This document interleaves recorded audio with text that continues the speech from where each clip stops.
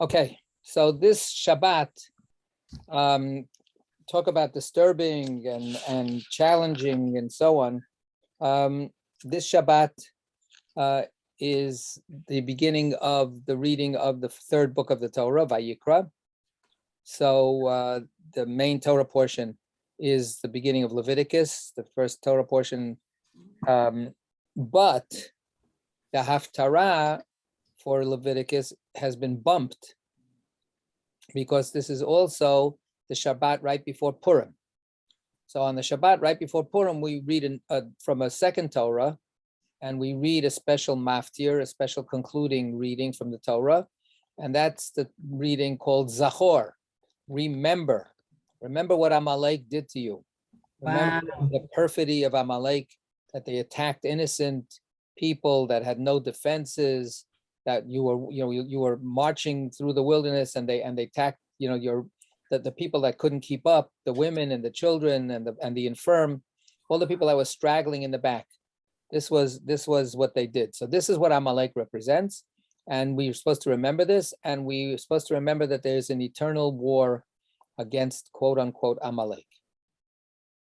So it's a declaration, literally a declaration of unending war that God pronounces in the Torah reading, and that we're supposed to remember, and that we're supposed to then take up the banner and do combat against Amalek.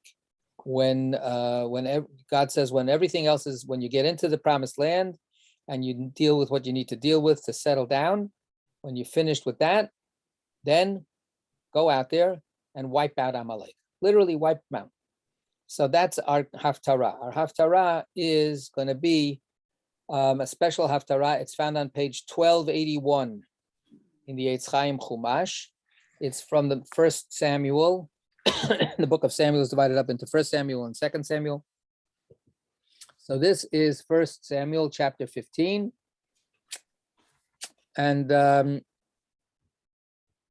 Haftarah begins, for Sephardim, it begins with verse 1, but for Ashkenazim, and this is very, very unusual, Ashkenazim start from verse 2. So usually the Ashkenazi tradition for reading a Haftarah is longer than the Sephardi tradition.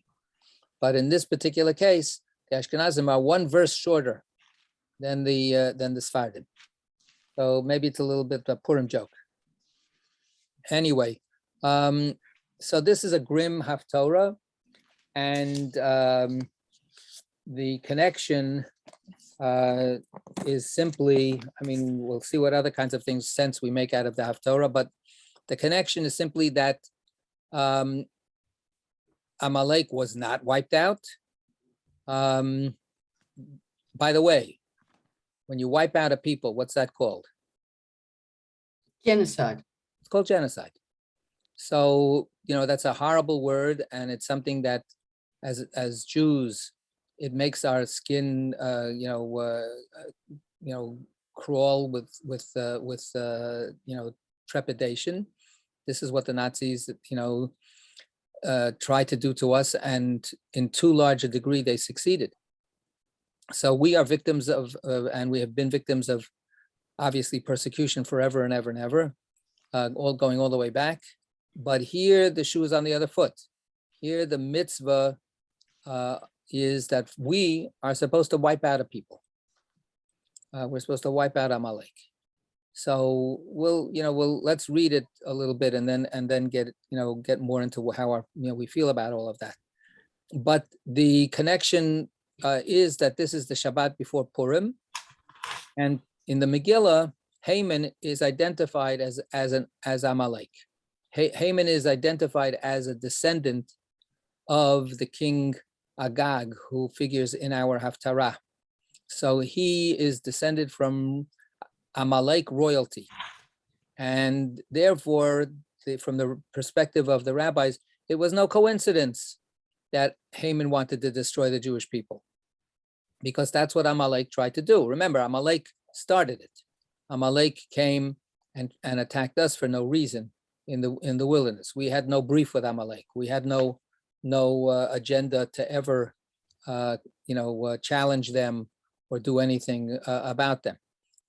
So Amalek literally started a like a Hatfield and McCoy kind of thing. And that's the background a little bit for the Haftarah. And it's also, as I say, the direct, obvious connection with why we read it before Purim. Okay, so that's the story. All right. So we're on page 1282. You know what? We're going to read 1281 anyway, because it's, what is it? It's one verse, big deal. The Sephardi custom is to read this verse from the beginning of chapter 15, the first book of Samuel. Now somebody needs to volunteer to read. Anybody going to do that? I can do that. All right, Audrey, you got it. Samuel said to Saul, I am the one the Lord sent to anoint you king over his people Israel. Therefore, listen to the Lord's command. Okay, so just this happened already. Samuel is a prophet, but he has his own book, the book of Samuel, divided into 2 books. But he's not a book, he's not like Isaiah. We don't have like all these, lengthy prophecies recorded in his name, Jeremiah, Ezekiel, those kinds of prophets. But he was a prophet early in Jewish history, in the history of the Jewish people. And his career spans the transition between when the Jewish people were ruled by temporary chieftains, shoftim, judges. The book of Judges is the book that comes right before the book of Kings. And so you had a Gideon, you had a Deborah, you had a Jephthah, Yiftach, you had Samson. You had these people that would arise, in some unpredictable moment and from some unpredictable source. They would end up galvanizing the Jewish people, and the Jewish people would always be in the middle of some kind of mess. And then the shoftim, the judges, would come and rally the troops and go fight and defeat the enemy. And then there would be peace for a few years, or sometimes 40 years, whatever that, so there's this like ongoing chaotic period of ups and downs and ups and downs. Samuel is born in this period, and Samuel becomes a prophet who lives in God's house. He lives in the Mishkan, the temporary dwelling place for God, and God speaks with him, and he becomes like a standard circuit riding judge. He's like going around trying to keep the people together. He doesn't have a major military profile. But then the people come to him and they say, enough is enough. We want a king. We want to be like every other people. Every other people has a king that rules over them. And we constantly have this ad hoc kind of situation, this temporary rulers, temporary leadership. We want to have somebody who give us a king. So Samuel is very upset. And he says, you want a king or you want God? If you follow God's ways, you'll be okay. You don't need a king. And they say, we want a king. And then God says to Samuel, listen to the people and give them a king. So he gives them Saul. So I'm not going through all the story about how does Saul get chosen, but Saul is the first king of Israel. And Saul is a kind of a country bumpkin a little bit, but he's formidable. He's got a little bit of, he's very shy, but he's very charismatic at the same time. He's got that kind of inner quality that people find, what can I say? Attractive as they see him as the godsend, and he literally is. So Samuel has given the people now what they want, and they're very excited that they have this king, and he goes out on military campaigns, and he's successful. So he's sort of gone, he's a success story, as a king. So this is the introductory verse that Samuel is saying to Saul. He says, you know who I am. I'm the guy who put you into this position. I'm the guy who made you king through God's command, right? And now God has a special command, a special instruction for you to fulfill, because you are the king and it's on you to do this. What is this thing? We'll find out. Can I ask a question? Yeah. So this comes after Judges and is sort of the transition to kings. He's the first king. And what is the time period? The time period is around approximately 1000 BCE. Okay. Okay. So, and he's right before David. Okay. Like David, in fact, supplants him. That's what we're going to, spoiler alert, that's what we're going to get to at the end. Okay. Good. So now we're on 1282, verse 2, which is where the Ashkenazim begin. They have Torah, chapter 15 in 1 Samuel. And these are the words of God. Go ahead. Thus said the Lord of hosts, I am exacting the penalty for what Amalek did to Israel, for the assault he made upon them on the road on their way up from Egypt. Now go, attack Amalek and proscribe all that belongs to him. Spare no one, but kill alike men and women, infants and sucklings, oxen and sheep, camels and asses. Okay, so that sounds pretty clear. Just the beginning, though, again, God says, okay, the time has come to finally settle the account. I made this pledge all the way back when the Israelites left Egypt and they were attacked by Amalek. They were repelled in a military battle. They were defeated in a battle when Joshua goes out and he fights them. He engages them in battle, as we say, and he defeats them, but he doesn't destroy them. They run away, and they're a constant presence. They continue, to exist. So now Samuel is conveying to Saul, that, okay, now the time is ripe. And it's time, as he says here, I am going to take account. I'm going to exact the penalty. The word in Hebrew, pakadati, those of us who are studying Zohar know that the Zohar talks about that there's two words, zacharti, I remember, and pakadati, which means I take account, or I am now, taking my memory and putting it and drawing the conclusions of what has to be done right now. So, so this is God's saying, okay, time is up. And then what is his command? In one word, it's genocide. And not just genocide, total destruction, complete and utter destruction of everything associated with Amalek. And he doesn't leave it, to be ambiguous. Men and women, infants and sucklings, oxen and sheep, camels and asses. So animals must be destroyed. Men and women, adults must be destroyed. Children must be destroyed. The entire people of Amalek must be wiped out without a trace. That's the command. This is pretty horrific right there. This is a shocking thing when we contemplate it. Wipe out Amalek, literally wipe it clean out of existence in the world. Okay, let's keep going and let's see what what unfolds. Saul mustered the troops and enrolled them at Telaim, 200,000 men on foot and 10,000 men of Judah. Then Saul advanced as far as the city of Amalek and lay in wait in the wadi.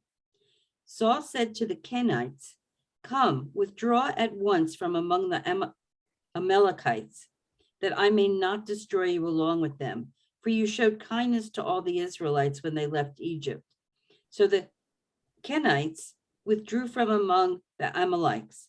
Okay, so the Kenites are a small group. They are understood in the tradition as a clan within the Midianite people. So they're a little bit of a different ethnic group. And they're understood to be related to Moses' father-in-law, Jethro. So they're the good guys. They've actually been nice to us. Yitro was very nice to Moses. He gave him, food and shelter and his own daughter.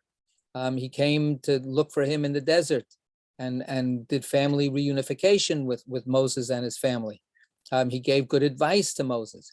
So the Kenites, the Keni, as it says in Hebrew, they're descended from friends of ours, non-Jews, different people, but people who, when we were in trouble and vulnerable, treated us well.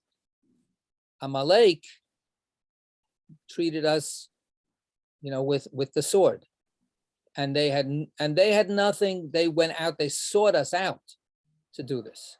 We stumbled into the Midianite territory, right? Moses was running away from Pharaoh, and then he's on his travels. He ends up bumping into Yitro's family, and Yitro's family is generous toward him. But the Amalekites had to go out of their way to attack us. So again, this is a few generations later, let's say 200 years later, from when the Exodus happened. But the memory is alive. It's understood that these alliances or these connections are still meaningful. And as a result, Saul is doing the practical things that need to be done. First of all, he gets an army together, big army. And before he is ready to attack Amalek, he says, okay, I got to get rid of the innocent people.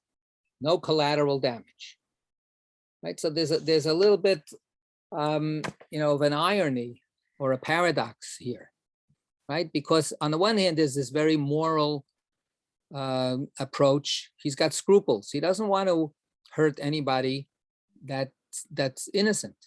So he tells the Keni, get out of the way, because war is hell, and the fog of war is uncontrollable. So move away, because otherwise you're going to be in danger, and I can't guarantee your safety.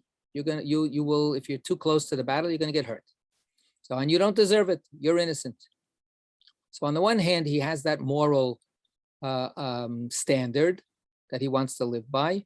On the other hand, the idea here is that the people of Amalek are by definition guilty. There is no such thing.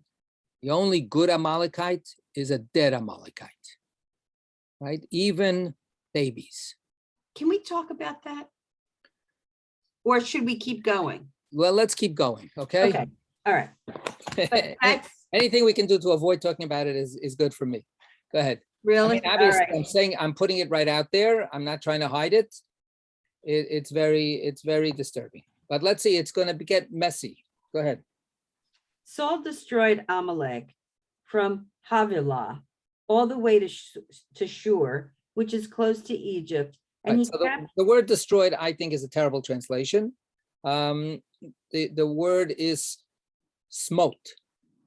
He smote Amalek. okay. Right? That's the word. Vayach Shaul et Amalek.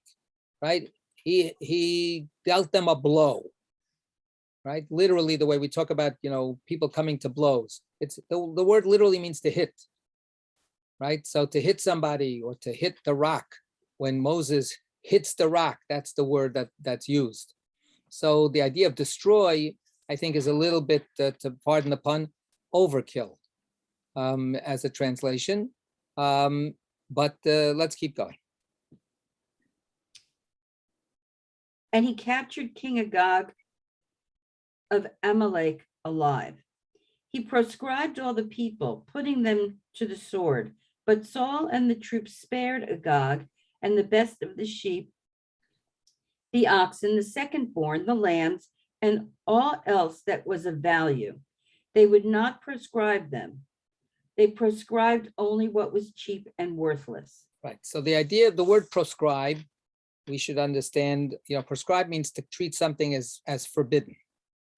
The word in Hebrew is cherem. So we know cherem from later Jewish history as a term that's used for excommunication. When we want to throw somebody out of the community, we put them in cherem. So they're proscribed. That means everybody's forbidden, proscribed, forbidden to have anything to do with them, forbidden to do business with them, forbidden to talk to them, forbidden to, you have to socially distance yourself. So that's the cherem. Here, the cherem is a biblical term. It's already found in the Torah itself. And in usual terms, it means that things that are would be considered spoils of war, the booty that you would capture when you defeated the enemy, is not to be treated as something available for personal benefit. That's usually the way the cherem is understood in the Torah. So it ends up becoming totally belonging to God or the temple or God's representatives. You're not allowed in regular war. That's what soldiers do, right? They go off and they see some money, they take the money. They see something that they like, they take what they like, and that's understood as just part of the way the wars are done. So sometimes what God says is, no, you can't do that. So for instance, when the Israelites first came in to conquer the land of Israel, they had the city of Jericho to conquer first. Famous Joshua fit the battle of Jericho. The next city was Ai. And the idea was that these cities were not open for spoliation. You weren't allowed to take the spoils of war. And then there was a guy, Achan, who did.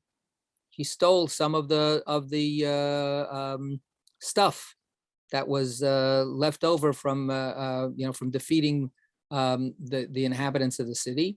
He did it surreptitiously. He tried to do it secretly, and then all of a sudden there's terrible plague in the camp of the Israelites, and there's a whole story there. They have to track down who messed up, and they finally narrow it down to this guy Achan, so that he violated the proscription. He violated the cherem. So usually the idea of the cherem is that the cherem is not open for personal benefit, but it ends up being all collected and given to the priests, the temple, the shrine, and so on. So here, though, the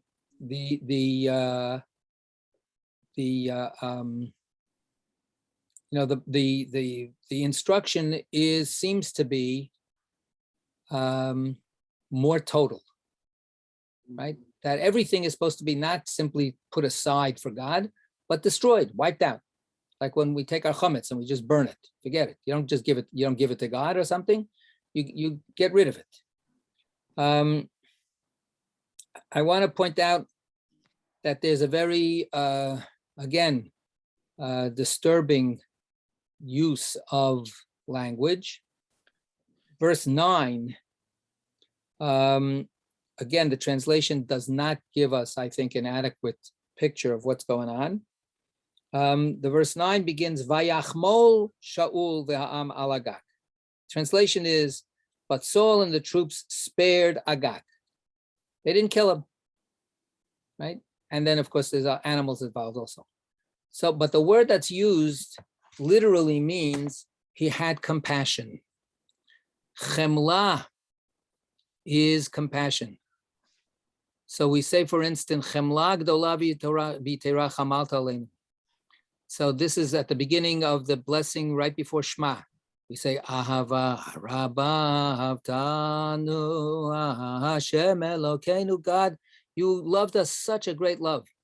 Chemla gedola v'tera chamalta aleinu. Chamalta aleinu. You had the greatest compassion for us. So that word chemla is about a feeling of mercy, a feeling of connection to something and wanting to, to keep it going. So sparing is such a neutral, it doesn't convey anything about what's going on here. And this is actually in direct contravention of what God said in verse 3. Look back to verse 3. Go ahead. Now go, attack Amalek, and proscribe all that belongs to him. Spare no one, but kill. Okay, so spare no one, there, the same translation. In the Hebrew is velo tachmol alav, and do not have compassion for him. Have no mercy upon him.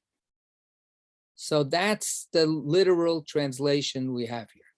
So this is a, literally a hard-hearted, very, very, very tough, cruel injunction. Do not be kind. Do not be nice. Do not let your feelings get in the way. Do not have any scintilla of soft feeling in doing all of this. And now we have it in verse 9 that they did. And they spare the king, Agag, and a lot of good stuff, right? Stuff that had value, okay? But anything that was junk, that they got rid of, right? That they disposed of. So we have a successful military attack. Amalek is routed. How literally should we take the report of the Torah that every single person was wiped out? If every single person was wiped out, how can Haman be a descendant of Amalek in the Purim story? So this is the way, they say, even, in the horrible stuff that we're reading and listening to and watching about what's happening in Ukraine, the casualty figures, depending on which side you're on, we wiped out, 10,000, troops or whatever it is, or, the numbers get used for whatever side you're on to make your case and to impress people. So the whole book of Joshua and Judges goes back and forth with this idea that, oh, the Israelites came in and they wiped everybody out, and then you find out afterwards, well, actually, there's all these people still there that were not wiped out, and the Israelites can't get control over them. So there's a lot of military bluster talk that happens during times of war. That has to be taken with a little bit with a grain of salt. So I would suggest that that's one thing to keep in mind when we read this. But what what the Haftarah goes out of its way now to say is, nevertheless, Saul is not complying with the exact instructions that Samuel seems to have given him, right? Saul seems to think that he can do it this way. Okay, we continue. The word of the Lord then came to Samuel. I regret that I made Saul king, for he has turned away from me and has not carried out my commands. Samuel was distressed, and he entreated the Lord all night long. Early in the morning. Okay, so let's stop here just for a second. So after, we have this now with this introduction I mentioned before of feelings, right? Saul and the people have certain feelings. They have feelings of mercy and compassion. And now we have more feelings. And everybody has feelings. God has feelings, and Samuel has feelings. God says, I really regret this. Nichamti ki himlachti et Shaul. I really feel bad that I have made Shaul the king. Now, the word nichamti is an interesting word because it goes in two directions. When somebody is in mourning, we visit people who are in mourning and we do nichum avelim. We console the mourners, right? We say, in Yiddish, It's a pronunciation of a Hebrew word, anachoma, right? Oh, a consolation, something to make you feel a little bit less terrible. So we have a prophet, Nahum. My middle name is Menachem, the consoler, the one who brings consolation. That's the name of the Mashiach. So my parents thought, who knows? So the word Lenachem is to extend condolences, to try to make somebody, feel, a little bit, uplifted from their suffering. But it also can mean turning the other way and feeling bad about something. We have this word all the way back before the flood, where God regrets creating human beings. God says, well, what was I thinking of? What did I get myself into? Look at what I have to deal with, right? And unfortunately, the results are again, genocide times, 1,000. What do you call world destruction? It's not just the destruction of one people, it's whatever the word is. So omnicide, right? Everything was wiped out. So here, God is literally being depicted as heavy-hearted and upset and ruining the day that he picked Saul to be the king. And then we have the end of that verse 11. And it says, Samuel was distressed and he entreated the Lord all night long. So we get this picture now of Samuel. He's God's right-hand man, right? He's a prophet. His job is to simply relay whatever God says. That's his job. Put it out there. And here, Samuel is totally upset with God's feelings. Samuel doesn't want God to go there.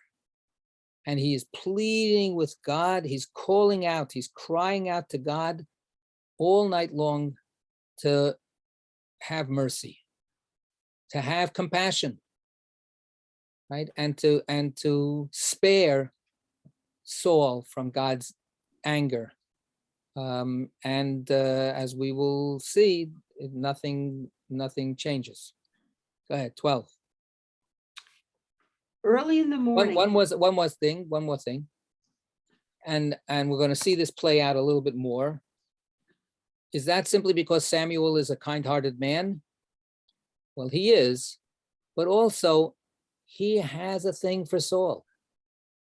He wants to believe in Saul. He likes Saul. He thinks that Saul has potential.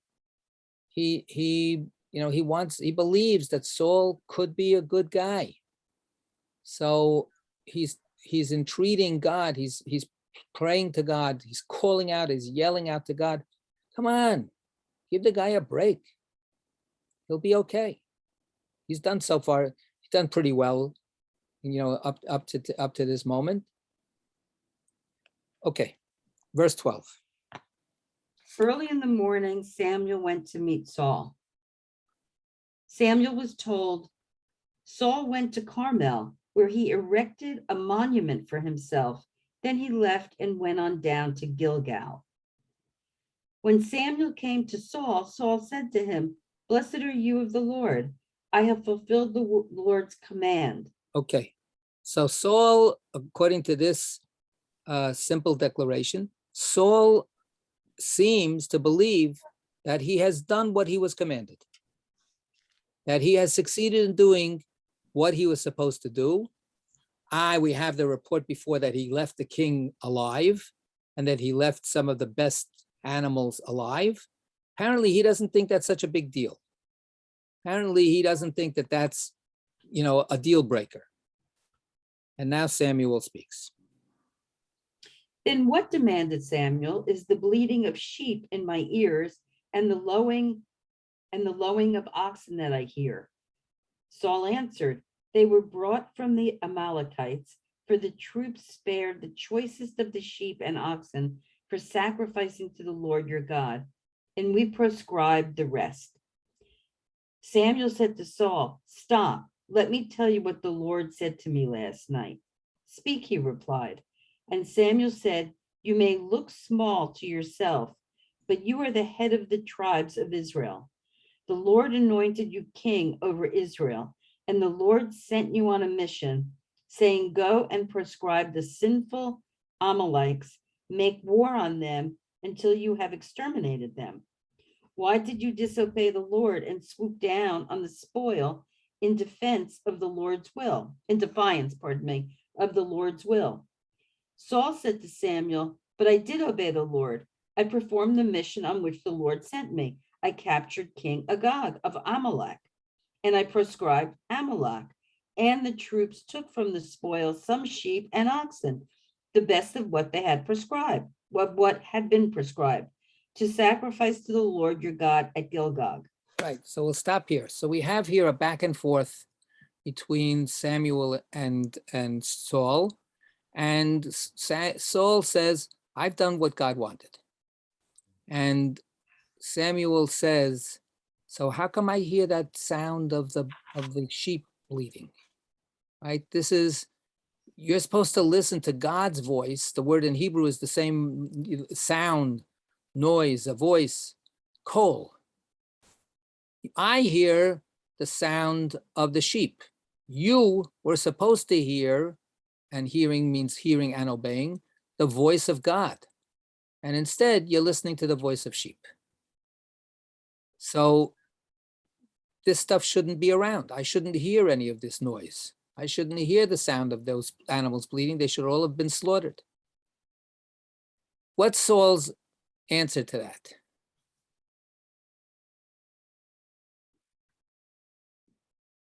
Well, it's in the next statement.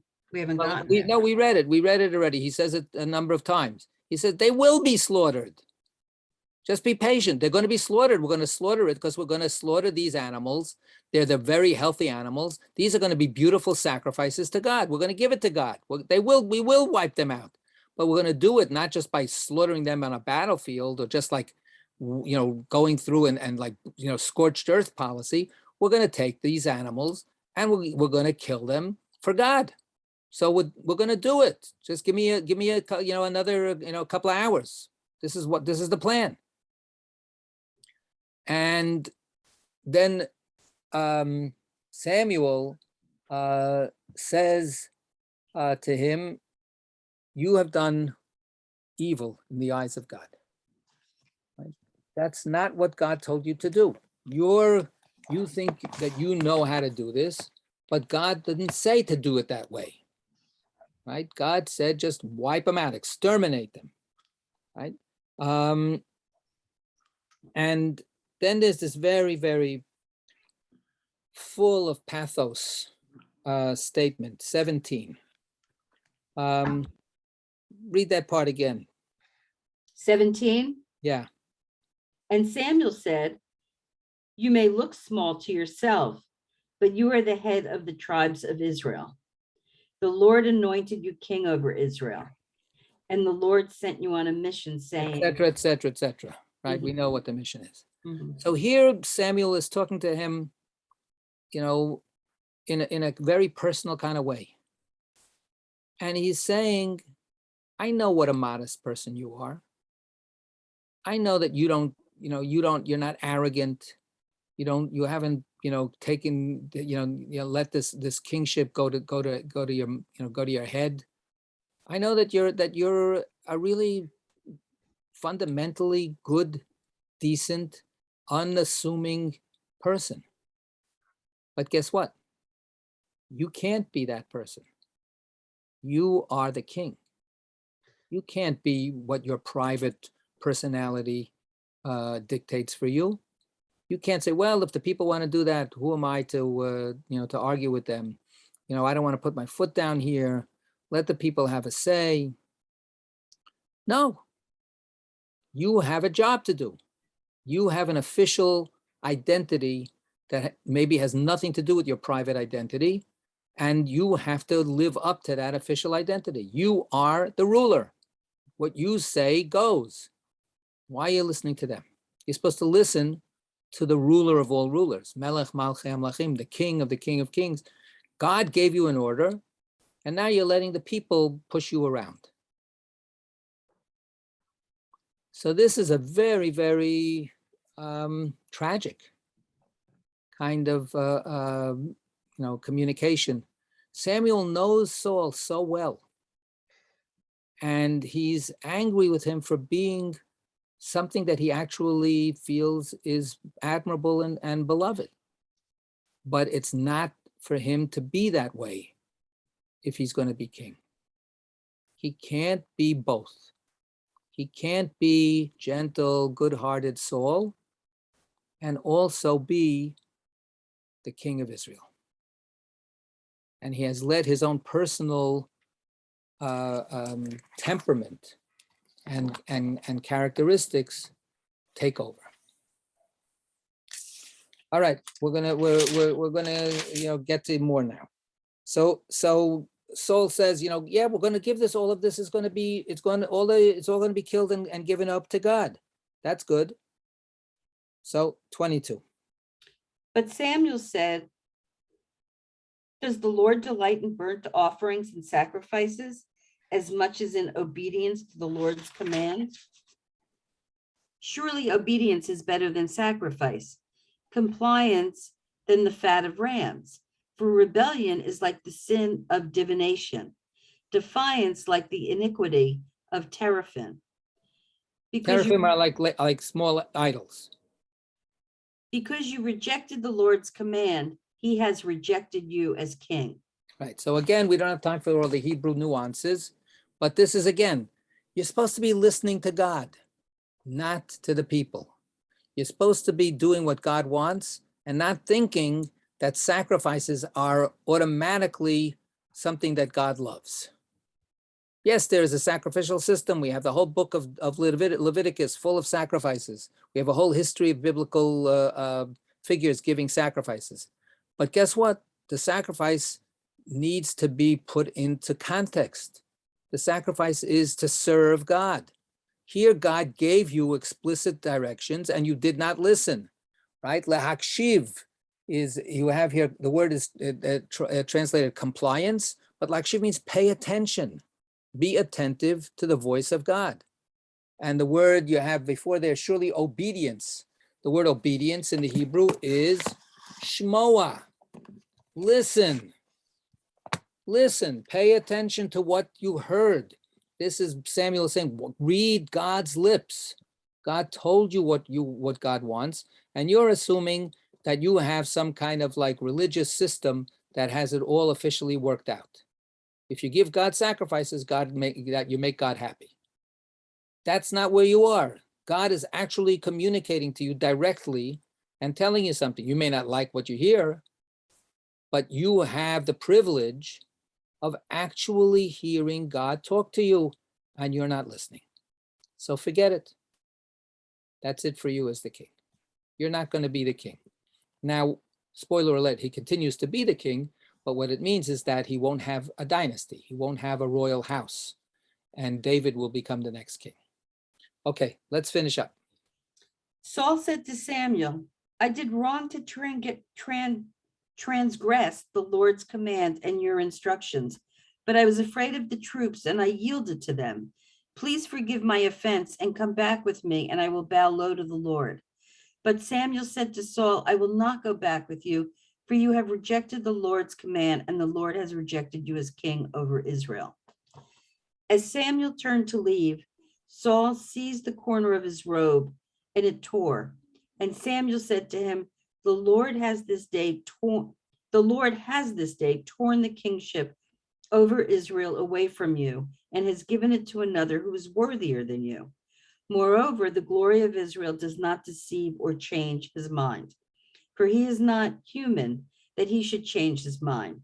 So here you have such a, again, tremendous amount of pathos and drama here. It's a scene worthy of Shakespeare, worthy of the finest dramas, where you have now Saul has broken down. And Saul says, okay, I admit my mistake. I admit my sin. I confess. Forgive me. I didn't have enough, courage to be that king that you wanted me to be. I was a little bit intimidated by the troops who wanted it a certain way. I'm new at this after all. So I get it. I plead with you, come back with me and let's, we'll finish off the job with the animals and I'll do better. And then Samuel says to him, God never changes God's mind. God has decided that you're finished, and God is not going to turn back on what God has decided. Now, of course, what did God just say a page ago? I've changed my mind. I've changed my mind. I wanted Saul to be the king, and now I've changed my mind. And in the Hebrew, it's the same word, right? That, nichamti, right? Lo yinachem. So Samuel, it's all contextual. Samuel says, this was such a huge transgression. There's no going back. You will not be given a second chance. Right? What's this transgression? Because this command was a completely non-negotiable, total, unconditional command, and you didn't understand that. You thought that there was wiggle room, and it wasn't so. You didn't get it, you're out. And the tearing, right? He reaches out to Samuel. Samuel is turning away from him, and he's reaching out desperately. He's reaching out physically to this man who has been his mentor, who's the man who gave him everything. And you have to understand then the power of it, right? It's not so easy to tear cloaks. It's not so easy to tear your clothes. Anybody that had to tear their clothes, let's say, sadly for a morning, you gotta rip. So Samuel is turning away, and Saul is trying to get him back, and Samuel's clothing tears, and Samuel says, "You see what that means? That's it. The kingship is torn away from you." Let's keep going.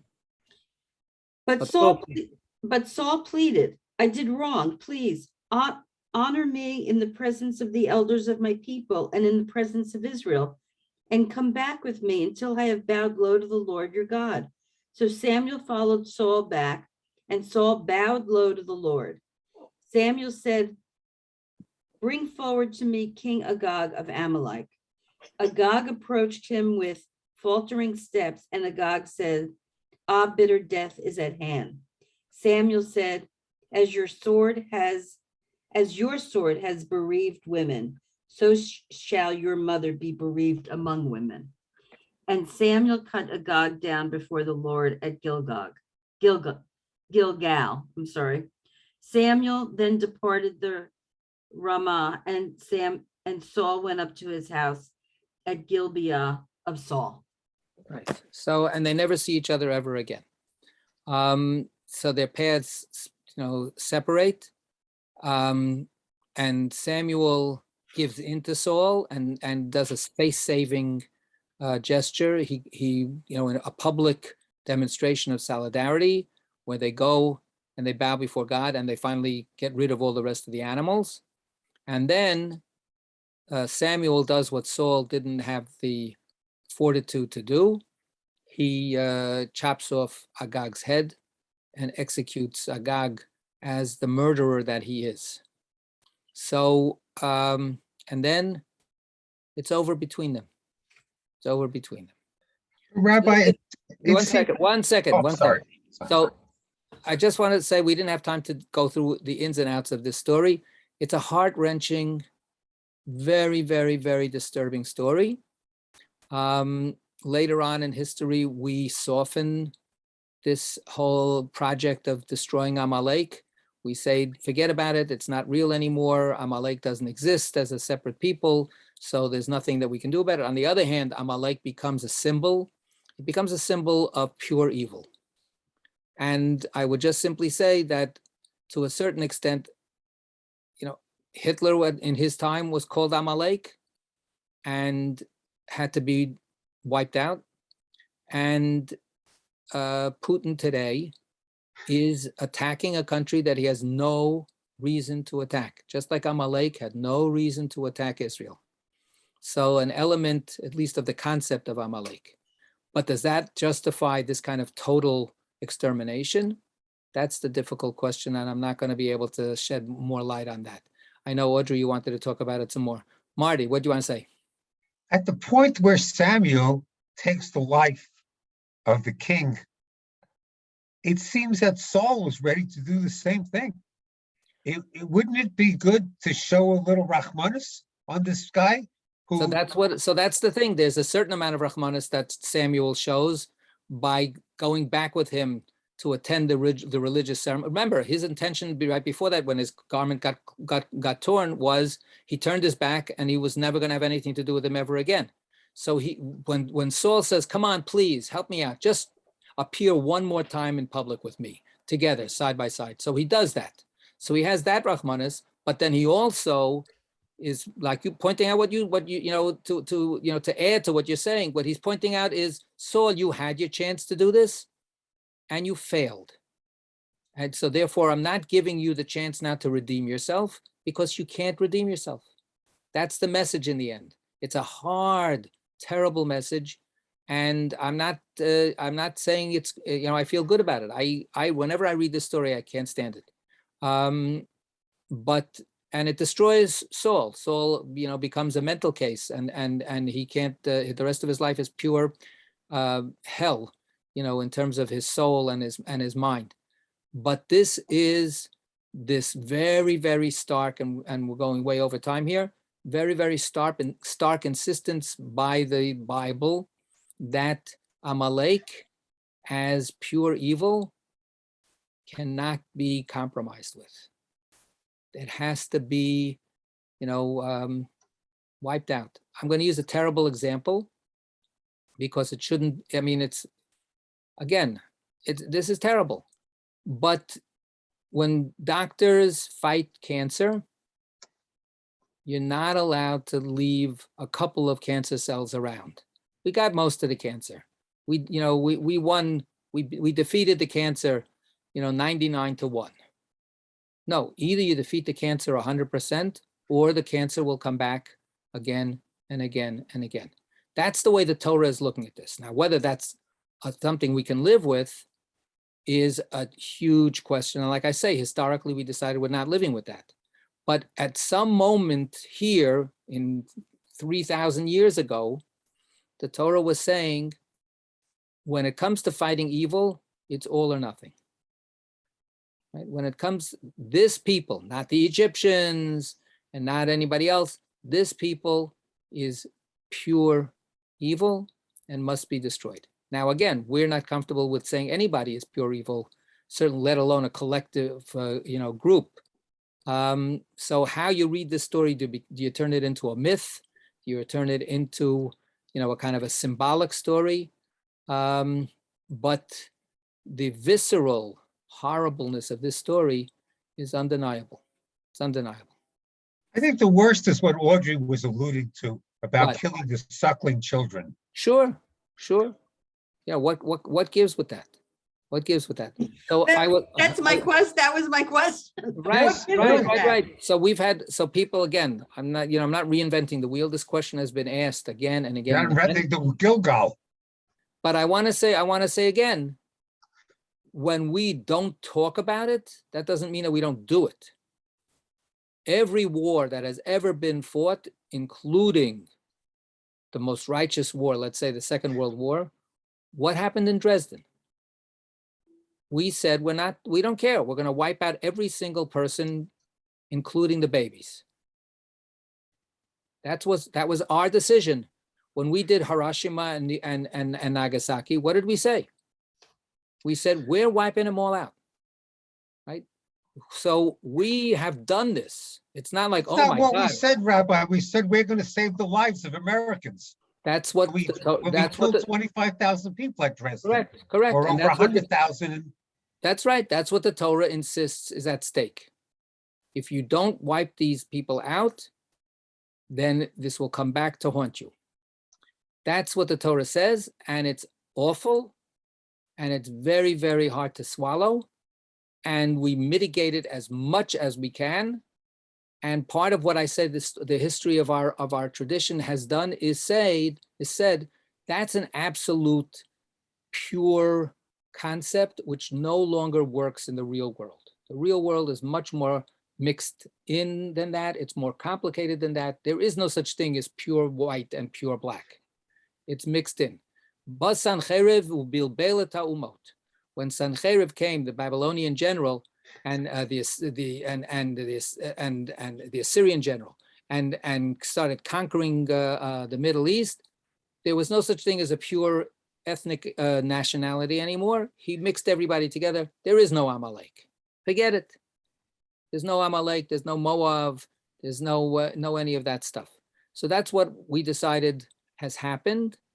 And then we're able to sort of look at this as a kind of a, like I say, a theoretical, pure question about what do you, how much compassion do you want to have on evil, right? If you can imagine something being totally evil, what's your emotional responsibility toward that entity, whether it's one person or millions? Okay, thank you for allowing us to bring up a terrible subject and not solve it. Okay. All right. Thank you, everybody. Bye.